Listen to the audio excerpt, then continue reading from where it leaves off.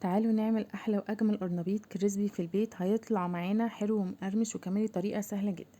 اول حاجه هنقطع القرنبيط لقطع صغيره كده، وفي ميه سخنه نضيف فيها معلقه صغيره من الكمون، وهنسيبه نغلي في الميه لمده 5 دقايق. بعد كده نسيبه يتسلق كويس، وبعدين نجهز الخلطه بقى. كوبايه دقيق، ربع كوبايه من النشا، معلقه صغيره بيكنج باودر، وبيضه، والتوابل ملح وفلفل اسود وكمون وبابريكا. الخلطه بتبقى تقيله شويه. بعد كده نجهز بقى الغلاف التاني.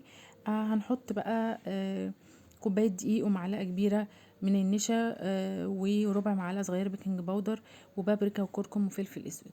هنحط بقى في الخليط الاولاني، وبعد كده نحطه في الخليط بتاع الدقيق.